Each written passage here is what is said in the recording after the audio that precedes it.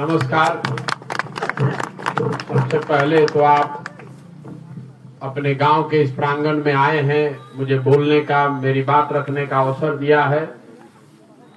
मुझे आपको जानने का, परिचय करने का आपसे ये अवसर दिया है, इसके लिए आपका धन्यवाद करते हैं, आपका हृदय से आभार व्यक्त कर रहे हैं। हमारा नाम है प्रशांत किशोर। हम पैदल चल रहे हैं, हम नेता नहीं हैं, नेता नहीं है, वोट नहीं की मांगो आ कोनो रोडो ना बनवाई, हमारू काम ना हो। हम भैया लड्डू पेड़ा बाटे नहीं खी आइल, रवा के झूठा बात दा करे नहीं खी आइल। हम पैदल चल रहल बानी।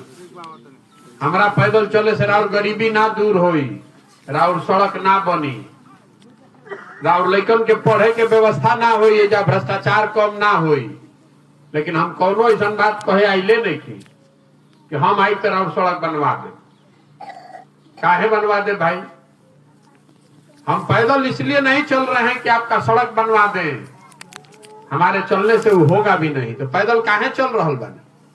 पैदल इसलिए चल रहे हैं कि जिस राज्य में हम लोग रहते हैं, जिस समाज में हम लोग रहते हैं, आज से 40-50 साल पहले भी हम लोग देश के सबसे गरीब और पिछड़े राज्य थे, और 50 वर्ष बाद भी आज भी देश का सबसे गरीब, सबसे पिछड़ा, सबसे अशिक्षित, सबसे भुखमरी और बेरोजगारी वाला राज्य बिहारे है। जे लड़का रहे वो जवान हो गए, जवान आदमी बूढ़ हो गए। बिहार के दुर्दशा सुधरत नहीं के। बहुत वर्ष तक हमने के कांग्रेस के वोट देनी जा, फिर लालू जी के 15 साल राज रहल, 17 साल से नीतीश कुमार बैठे हैं। दिल्ली में हम लोगों ने मोदी जी पर भी दाव लगा लिया। बिहार की दुर्दशा नहीं सुधर रही है। तो पहले आप समझिए कि आपकी दुर्दशा है क्यों, हमने की आखिरी दुर्दशा काहे बा। सब आदमी तेजा काम करते बा, सब अपना के होशियारे समझता। ये दुर्दशा क्यों है हम लोग की? दुर्दशा इसलिए है कि 5 वर्ष हमने के बैठ के बतियावत नहीं जा कि बिहार में कितना भ्रष्टाचार बा। सड़क नहीं खे, नाली नहीं खे, आदमी के घर नहीं खे, रोजगार नहीं खे, पढ़े के व्यवस्था नहीं खे, अस्पताल नहीं खे। लेकिन जहिया वोट होता वो दिन ही सब बात भुला जाता। वोट के दिन तो बिहार में आदमी के 4 गो बात याद बा। हमार जात का बा, के हमरा जात के खड़ा बा, चलो ओकरा के वोट दिया। जे जात से बच जाता ओकरा के हिंदू, मुसलमान, भारत, पाकिस्तान, पुलवामा, चाइना के नाम पर वोट दिया था। पिछला हाली वोट दिले ओकर भाजपा के आदमी अपने से कहता ए छोड़ा रोड, छोड़ा है एमपी का कैलन ना कैलन, मोदी जी के देखो, पाकिस्तान के देखो, भारत के मजबूत बनावो। जे दोनों से बच गई तो कहता कि जाए भी भैया रोड नहीं खे ठीक तो कोनो बात नहीं खे, लड़कन के पढ़े के नहीं खे व्यवस्था तो कोनो बात नहीं खे, रोजगार नहीं खे तो कोनो बात नहीं खे। लालू जी के जो अपराध वाला राज रहे वो ना चाहिए वापस। लालू जी के डर से जाके भाजपा को वोट दे रहा है। और चौथा हमने के मुसलमान भाई लोग बा, ये लोग कहते कि भैया भाजपा तो मुसलमान विरोधी पार्टी बा, तो वो लोग के तो दे ना सकी जा। तो चाहे जी ही या चाहे मरी, बिहार में बचल के, बिहार में तो 2 गो दल बा, एगो मोदी जी के भाजपा और दूसरा लालू जी के ललटेन। नीतीश कुमार के तो दौले नहीं के बचल, कभी ललटेन पकड़ के लटकी, हम कभी फूल पर बैठ के पवरिया। तो मुसलमान कह रहा है कि जी ही चाहे मरी भैया ही ललटेने लौकर तो ललटेने पर वोट दबाई। ईमानदारी से अपने दिल पर हाथ रख के बोलिए, यही 4 चीज पर वोट देता नहीं तो काहे के माथा पीटता नहीं कि सड़क नहीं के बनत? क्यों माथा पीट रहे कि भ्रष्टाचार है या शिक्षा नहीं है? शिक्षा पर कभी वोट दिए हैं जीवन में? अपने बच्चों के नाम पर जरा बोलिए तो कभी पढ़ाई खातिर हमने के वोट दिले बानी जा भैया? जब पढ़ने के लिए वोटे नहीं दिए हैं तो पढ़ाई की व्यवस्था होई कैसे? हमने के वोट दिले बानी जा जात के नाम पर, तो जात के बात हर जगह होता। हमने के वोट दिले बानी जा पाकिस्तान के नाम पर, तो जैसे ही टीवी खोलता नहीं तो भारतीय पाकिस्तान सुनाई देता। आपने हमने वोट दिया है हिंदू मुसलमान के नाम पर, तो हर जगह हिंदू मुसलमान की बात होता। जो बोअब तो उन्हें न काटब। बबूल का खेती किए हैं तो आम कहां से खाइएगा? यही बताने चले वोट नहीं मांगत, हाथ जोड़ के सबको समझा रहे हैं कि अगर आप अपना और अपने बच्चे का चिंता नहीं कीजिएगा तो कोई दल कोई नेता आपका चिंता नहीं करेगा। लिख कर रखिए। आदमी कहता कि प्रशांत किशोर आइल बालन बड़ा होशियार बालन, बिहार सुधार दियो। हम आपको बता रहे हैं, जे मंच पावेला ये न कहेला हमरा के वोट दे दो, हम आइब न तो ठीक कह दे। हम आपको कह रहे हैं, हमको अगर आप वोट दे भी दीजिएगा तब भी बिहार में कुछ नहीं सुधरेगा। जब आप सुधरने को तैयारे नहीं हैं तो प्रशांत किशोर सुधार दियो। एक प्रशांत किशोर आज की 10 प्रशांत किशोर बिहार सुधरने वाला नहीं है। आपके बच्चे के शरीर पर कपड़ा नहीं है, आपका लड़का पढ़ लिख के घर में बेरोजगार बैठा है, आपका 2000 का धान आप 1500 रुपए में बेचे हैं, 277 के यूरिया 800 में खरीदे हैं। अच्छा, या वोट होता हो में जात धर्म से बाहर निकलत नहीं थी, सोचता कि प्रशांत किशोर ठीक कर दिया। रोडवा पर चलत आदमी कहता ये भैया 277 के यूरिया 600 में मिलता, बहुत बदहाल बानी। हम अभी आवत आनी पश्चिम चंपारण से चल के पैदल, जाड़ा के दिन में 4 बजे 5 बजे से किसान उनका परिवार के आदमी लाइन लगेले बा यूरिया खाती। लेकिन जहिया वोट हो तो सब भुलाए दे। वो दिन कोई कुशवाहा बन जाये, कोई पंडित बन जाये, कोई यादव बन जाये, कोई महादलित बन जाये, और यूरिया के समस्या कभी सुधर सकेला? हम जानता नहीं, रउआ जानता नहीं, तो नेतो जानता ऐसा बात कि बिहार के जनता कुतनो बतिया ले, हंस के गा के गरिया के भोटवा तो यही 4 चीज पर दी हम जा जो जा कहा तो काहे के काम हो रे भाई। लोकतंत्र में, संविधान में देश आजाद हुआ तो ये नियम बनाया गया 5 बरस का कि आपका जिस पर भी भरोसा है, विचारधारा के आधार पर, व्यक्ति के आधार पर, कार्यक्रम के आधार पर, जात के भी आधार पर, तो 5 बरस आप उसको वोट दीजिए। अगर काम हुआ तो उसके साथ रहिए, काम नहीं हुआ तो उसको झाड़ू मार के निकालिए। हमनी के निकल ही का नहीं, हमनी के तो 32 बरिस से लालू नीतीश आदमी बाप बाप करता नीचे। ए भाई हई खराब बा, हौ खराब बा, काहे वोट देता नीतीश? रउआ दुकान पर जाता नहीं, सुनी जहां जाता आदमी कहते हैं भैया नेता हमरा के ठग ले लस। चुनाव से पहले बढ़िया बढ़िया आदमी बोलता, और चुनाव के बाद कोई लौकत नहीं थे। कोई नेता आपको नहीं ठग रहा है।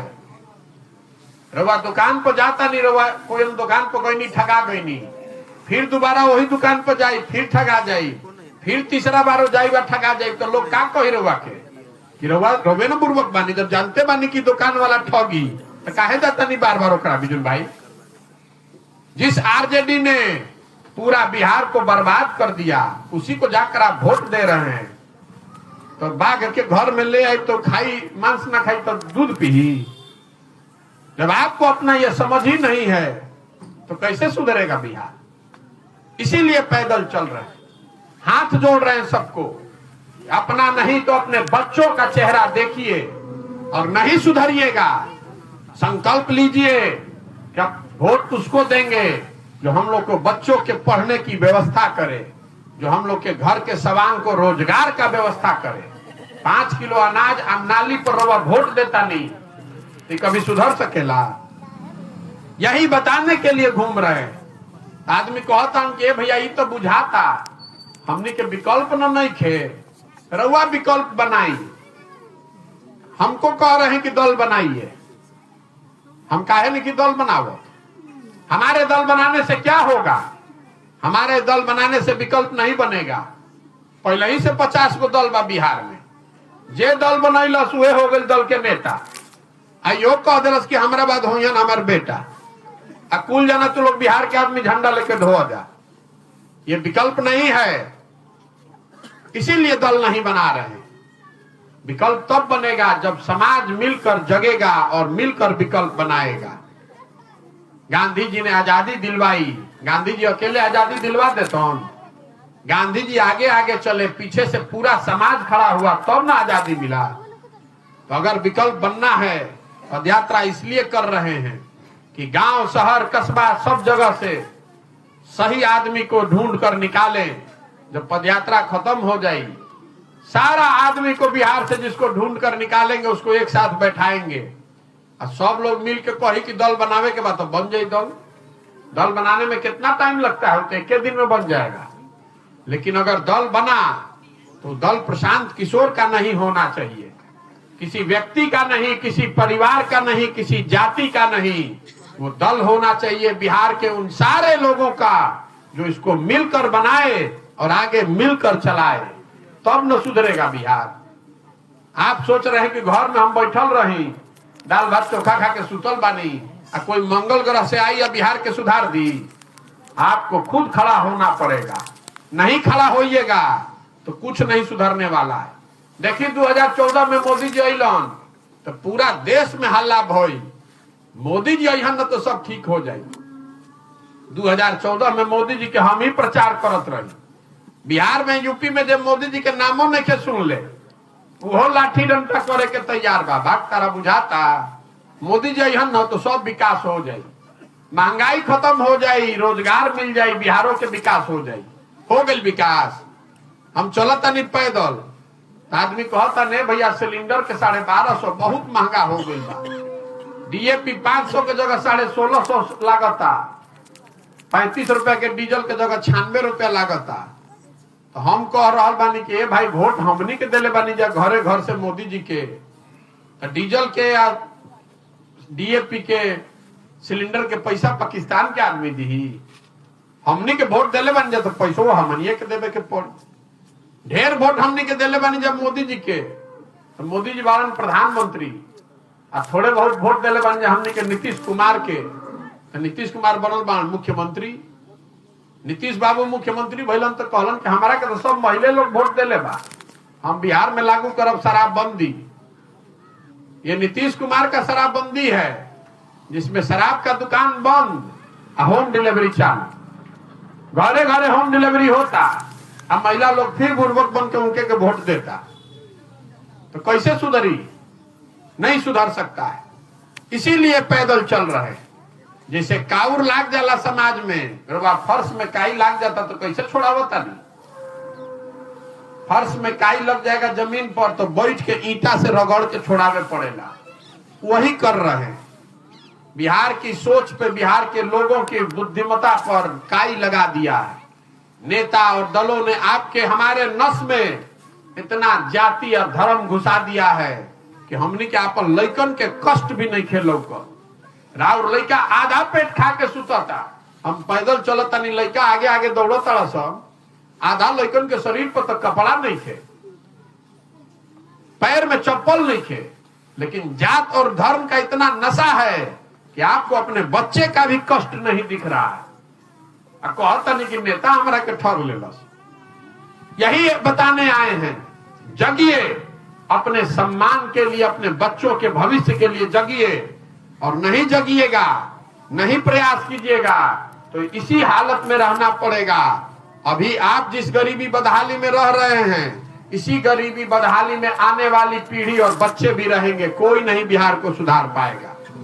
समझ में आवे तो बहुत बढ़िया, और ना समझ में आवे तो जेकर झंडा लेकर ढोता नहीं ढोई। अब आपसे पूछेंगे सवाल, रोगा एकदम शांत होकर सुन रहल बानी। आपसे सवाल पूछेंगे, आपको जवाब देना है। इसको बदलने का ये जो प्रयास कर रहे हैं, ये होना चाहिए कि नहीं होना चाहिए? ऐसे बोले से ना हो। कैमरा लागल बा, अभी सवाल पूछो तो सबके हाथ उठा के वोट देवे के बा। हाँ तो हाँ, ना तो ना। पिछले 30-40 सालों में आपने जिसको भी वोट दिया, सबने आपको ठगा। आपके और आपके बच्चों की चिंता किसी ने नहीं की है। अब समय आ गया है कि बिहार की जनता मिलकर अपने बच्चों के भविष्य के लिए गांधी जी के बताए हुए रास्ते पर चलकर अपना विकल्प बनाए। आप बताइए कि बिहार के जनता को मिलकर अपना विकल्प बनाना चाहिए कि नहीं बनाना चाहिए? सबके ऐसे धीरे धीरे हाथ उठाए तो हुई, उम्र रिकॉर्ड होके चाहिए। एक बार हाथ उठाकर बोलना है, बिहार की जनता को मिलकर अपना विकल्प बनाना चाहिए कि नहीं बनाना चाहिए? आदमी कहता बनावे के चाहिए, भैया बनावे के तो चाहिए, लेकिन चुनाव कैसे जीतल जाए? हमनी के गरीब आदमी, हमनी के कितना राजनीति बुझाता, इतना बड़ा बड़ा दल है, पैसा है, जाति है, समीकरण है, चुनाव कैसे जीतेंगे? आपको बता रहे हैं कि चुनाव कैसे जीतेंगे। आप जो हैं, जनता जो है वो लोकतंत्र की हनुमान है। आपके पास सारी शक्ति है। जैसे हनुमान जी अपन शक्ति भुला जात रहन, वैसे ही रहुआ अपन शक्ति भुला गइल बानी। एक बार आप खड़े हो जाइएगा, अपने और अपने बच्चों के सम्मान और भविष्य के लिए खड़े हो जाइएगा, तो कोई आपके सामने टिक नहीं सकता है। जन बल के आगे कोई बल नहीं है, कोई नेता, कोई समीकरण टिकने वाला नहीं है। जे हमरा के जानता, जो हमारा काम जानता है, उसको मालूम है कि प्रशांत किशोर के और कुछ आवे चाहे ना, चुनाव लड़ावे आवेला। जिसको भी समाज चुनकर निकालेगा पदयात्रा के बाद, गरीब हो, अमीर हो, अगड़ा हो, पिछड़ा हो, हिंदू हो, मुसलमान हो, महिला हो, पुरुष हो, जिसको समाज चुनकर निकालेगा, उसी के पीछे अपना पूरा ताकत, शक्ति, पैसा, बुद्धि सब लगाएंगे और आपके सहयोग और आशीर्वाद से उसको जिता कर लाएंगे। संकल्प लिए हैं इस बार। यही काम करने के लिए बड़ा बड़ा दल और नेता हमको सैकड़ों करोड़ रुपया देता है, लेकिन इस बार संकल्प लिए हैं किसी दल का काम नहीं करना है, किसी नेता का काम नहीं करना है। बिहार की जनता का हाथ पकड़े हैं। आपको भी हारने नहीं देंगे। 10 बरस में जिसका भी हमने हाथ पकड़ा है वो चुनावे नहीं हारा है। आपको भी हारने नहीं देंगे। भरोसा रखिए। आप खड़े होइए और देखिए कि पूरे देश का राजनीति का निडिल बिहार की ओर घुमा कर दिखा देंगे। हमनी के जो दुर्दशा बा, बाहर जाता नहीं जाता कहता सब बिहारी मतलब बेवकूफ, बिहारी मतलब अनपढ़, बिहारी शब्द गाली बन गया है और हम लोग का दिमाग इतना काई जम गया है कि हम लोग को असर नहीं पड़ रहा है। बाहर आप चलिए, दिल्ली रेलवे स्टेशन पर रोज देखते हैं ट्रेन चलता, लड़का जब मजदूरी करे जाता रहा, टिकट कटा कर आया है, उसको लाठी से मार रहा है जीआरपी वाला लाइन में लगाने के लिए। ये दुर्दशा है बिहार की, ये दुर्दशा है बिहार की के लोगों की। फिर भी हम लोग का आत्मसम्मान जग नहीं रहा है। जगाइए, अपने आप को जगाइएगा तभी सुधरेगा। इस मिट्टी का गौरव करना सीखिए। हम लोग बेवकूफ लोग नहीं हैं, बिहार के लोग बेवकूफ नहीं हैं। यहाँ के नेताओं ने, व्यवस्था ने हम लोग को बेवकूफ बना दिया है।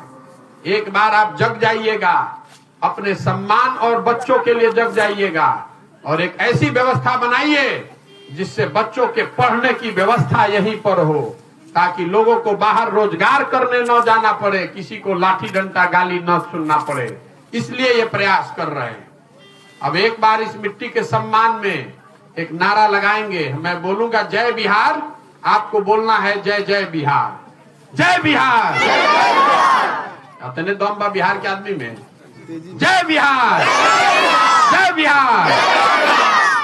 तरवा से वोट ना मांगनी, चंदा नहीं मांग रहे हैं, आपसे मांगने आए हैं आपका आशीर्वाद। ये कठिन काम है। 50 साल 70 साल में किसी का हिम्मत नहीं पड़ा है बिहार में ये काम करने का।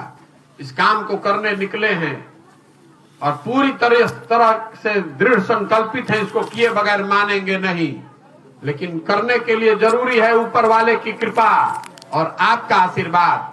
अगर आपको लगता है कि जो काम हम कर रहे हैं ये बिहार के समाज के हक में है, बिहार के बच्चों के बेहतर भविष्य के लिए है, तो एक बार हाथ उठाकर आशीर्वाद दीजिए, आशीर्वाद दीजिए कि करी ना प्रयास, होके ना प्रयास बिहार। बहुत बहुत धन्यवाद। तो हमरा भी चले 5000 किलोमीटर, हम जरा मन होके तो आधा किलोमीटर चलो संगे।